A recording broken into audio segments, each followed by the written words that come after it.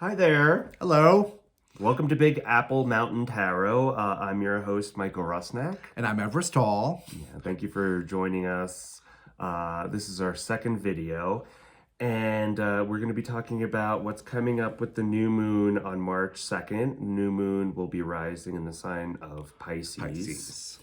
And I'm thinking that for future videos, we might have a whiteboard or something to illustrate what's actually going on in the skies. We don't have that right now, but we'll just be talking about what's going on. In the future, we'll be able to share the screen and show the position and the degree of the planets. But for now, it's just for the time being, we'll all use our imagination, and you're gonna trust us in our descriptions of things. Yeah.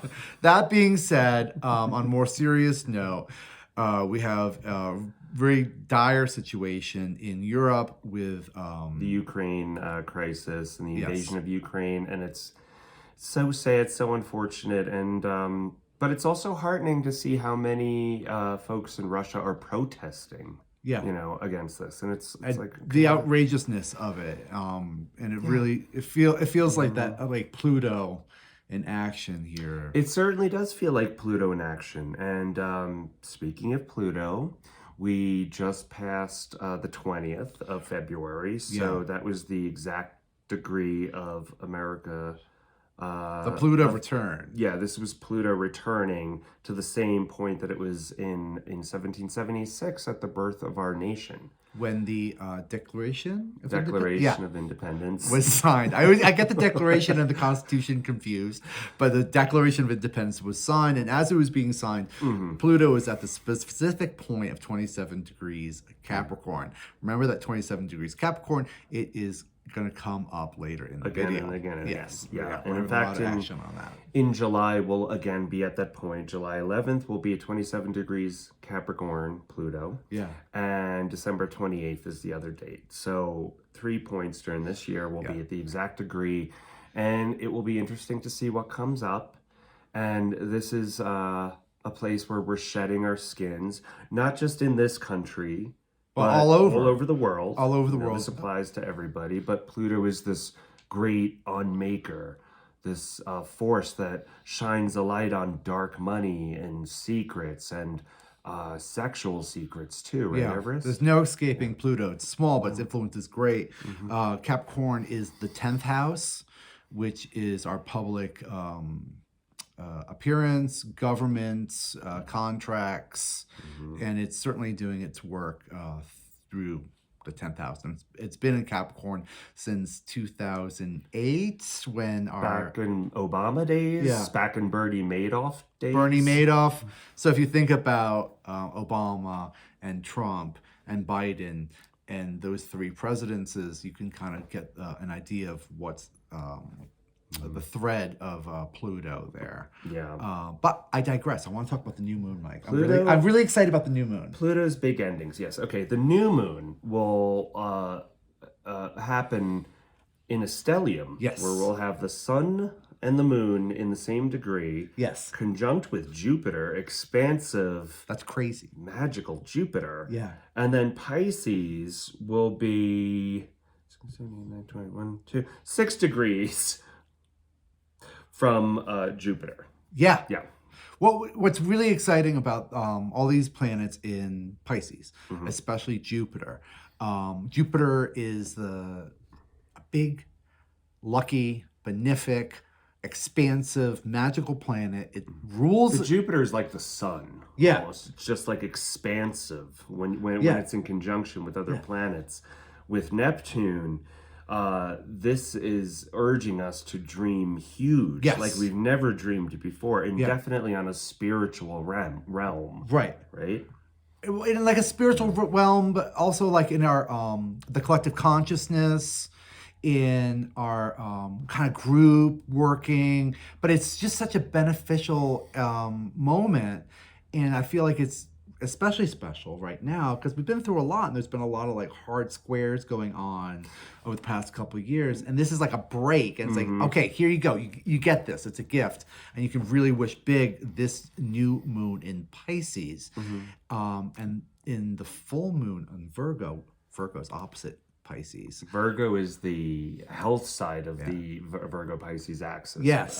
Health and service to others. Yes. And details. Yes. And efficiency, in the day-to-day. Yeah. Yeah. Virgo is like minutia and details, little cells, and Pisces is the atmosphere and the galaxy and the subconscious and the infinite. So there's this beautiful line between the and you need the other side of the spectrum to ground yourself. Otherwise, you'll just be dreaming.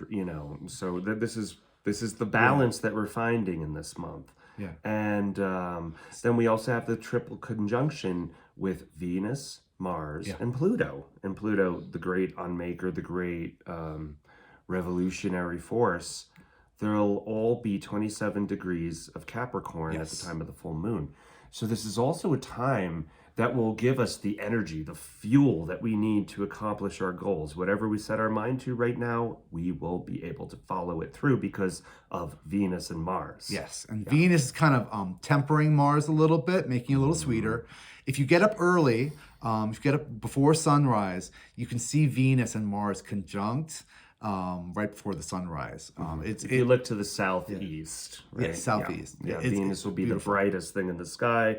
Mars is much dimmer, but close to Venus. So, it's that's special. Interesting. Yeah, I really like the Venus-Mars energy. I'm feeling good about it. I feel really good. It's been a lot of romance, a lot of fire since before Valentine's Day. Of course, Venus and Mars together also... people could go overboard into an area of like manipulation and paranoia and power over people. We're trying to find our inner strength though, in this. Well, there's a little kind of bit of it's positive, but you got to really kind of keep your head on straight. Because there is a bit of that like over romanticizing and manipulation that can happen, and then we're gonna have that conjunction with Neptune is gonna hit with Jupiter. The Jupiter and Neptune conjunction will be on April 12th. So between now and then, just look out for your dream realm to get much deeper. Much more vivid, much more imaginative, much more creative during the daytime too. Like when you're just daydreaming, you're gonna be surprised at what happens to come up. Also at the new moon, we have a conjunction between Saturn, the daddy planet, and Mercury. And information, communication. They will both be 19 degrees Aquarius. So this would suggest to me that there is a great deal of repression of communication with the public. With Aquarius rules the public. Others kind of sphere.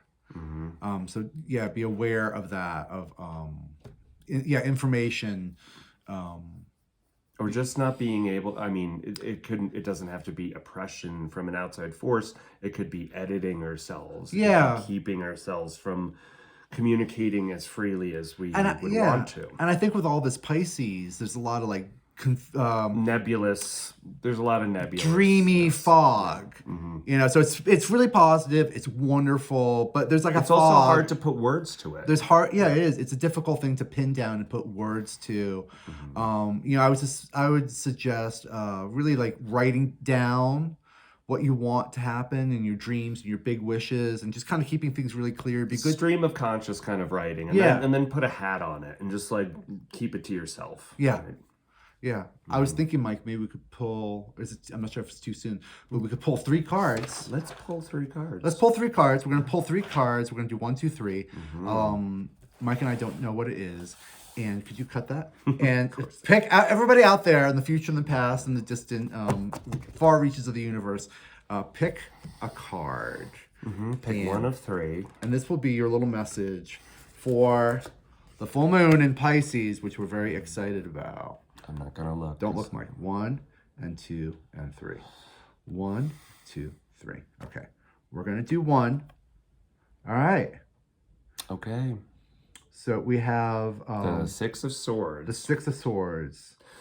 This is you picking up your ideas, loading them in the car or the boat, and shoving off to better waters, to greener pastures. greener or pastures. better waters. Yeah. Yeah. Swords represent thoughts. And they're air signs. And this gentleman's taking his family and he's getting out of Dodge. Yeah. Yeah. That's appropriate for our Pluto. Yeah, it's appropriate for a lot of stuff. Okay, number 2. Beautiful. The Empress. Now, the Empress actually rules Taurus. This is a Taurus sign. We have the North nodes in Taurus. She is full of bounty, incredibly prosperous and caring and loving. Yes, Venus, love, beauty, luxuries, Yeah. sensuality. Gorgeous. She's gorgeous. I love the Empress.